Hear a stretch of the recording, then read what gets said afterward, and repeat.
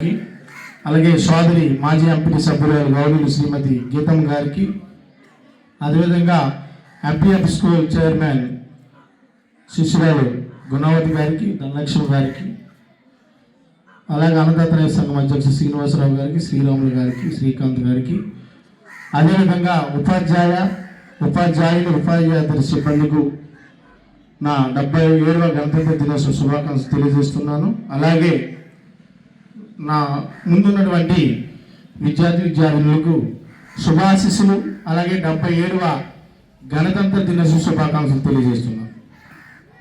ముఖ్యంగా పిల్లలంతా కూడా ఒక్క నిమిషం సైలెంట్గా ఉంటే వేగంగా ముగించడానికి నేనైతే ప్రయత్నం చేస్తాను. ఈరోజు గణతంత్ర దినోత్సవం ఎందుకు జరుపుకుంటున్నాము అనే దానికి మనకి 1947లో ఆగస్టు 15వ తేదీన స్వాతంత్రం వచ్చింది. అయినా సరే పిల్లలందరూ కూడా మరోసారి చెప్తున్నాను, సైలెంట్గా ఉండండి. అందరూ నా వైపు చూడండి. ఆ స్వాతంత్రం వచ్చాక భారతదేశ రాజ్యాంగం లేదు. రాజ్యాంగం రూపుదిద్దించుకోవడానికి 2 సంవత్సరాల 11 నెలల 19 రోజులేమో సుమారు. మన భారతదేశ రాజ్యాంగ నిర్మాత ఎవరు? డాక్టర్ బిఆర్ అంబేద్కర్ నేతృత్వంలో ఈ రాజ్యాంగం నిర్మించబడింది. ఈ రాజ్యాంగం ప్రపంచంలోనే అతిపెద్ద లిఖించబడిన రాజ్యాంగం.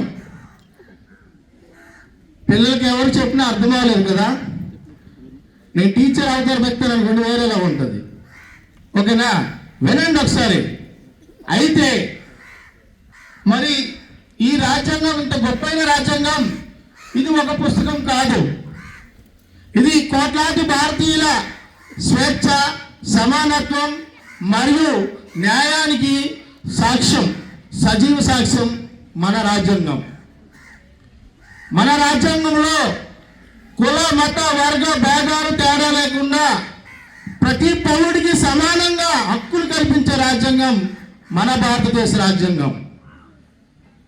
ఎందుకు చెప్తున్నానంటే భారతదేశంలో భిన్నత్వంలో ఏకత్వం.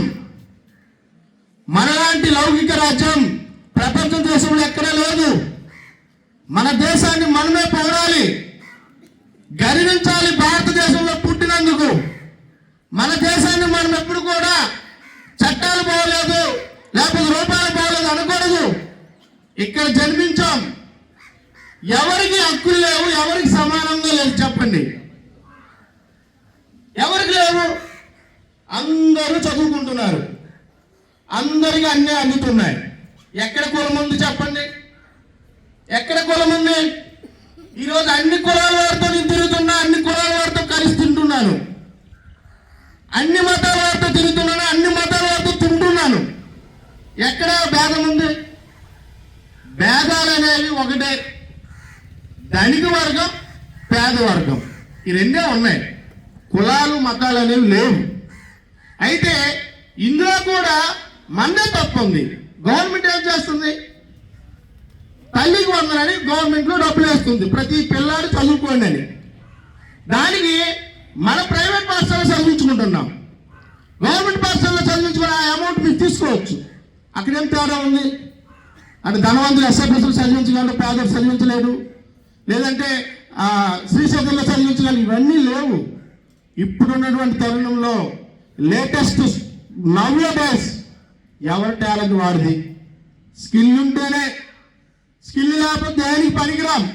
ఈ ఒకటే టాలెంటే ముఖ్యం తప్ప అనేక రకాలు అధికారం వచ్చేసింది, వాళ్ళకి న్యాయం జరగలేదు, మాకు అన్యాయం జరిగిపోయింది, ఇవన్నీ ఉత్తుత్తు మాటలే. మళ్ళా దమ్ముండాలా, దమ్మున్నప్పుడు ఏదైనా సాధించగలం. దానికోసం ప్రయత్నం చేయండి విద్యార్థులకు. ఇంకో మాట చెప్తున్నా, ఈ వేదిక వద్దకు వచ్చి పిల్లలకు అర్థమవుతుంది అర్థం కాదు అనేది కరెక్ట్ కాదు. అర్థమైన అర్థం కాకుండా ఉపన్యాసకులు చెప్తారు. ఉపన్యాసకులు చెప్పింది అర్థం చేసుకునే క్యాపబుల్ పిల్లలు ఉండొచ్చు, లేకపోవచ్చు. గతంలో ఇదే వేదిక మీద చాలా మంది ఉపన్యాసకులు చెప్పేవారు, మేము వినేవాళ్ళం. ఆనాడు ఎమ్ఎం కానీ, తిలోచన అన్న కానీ, గీతం కానీ వీళ్ళందరూ కూడా ఈ దేశంలో ఉండేవాళ్ళు. వాళ్ళు ఏం చెప్పినా వినేవాళ్ళు. మేము అందులో మేము కొన్ని పాటించాం. ఒకటే టార్గెట్. ఈ స్థానాన్ని లక్ష్యం చేసుకున్నాం ఆ రోజు.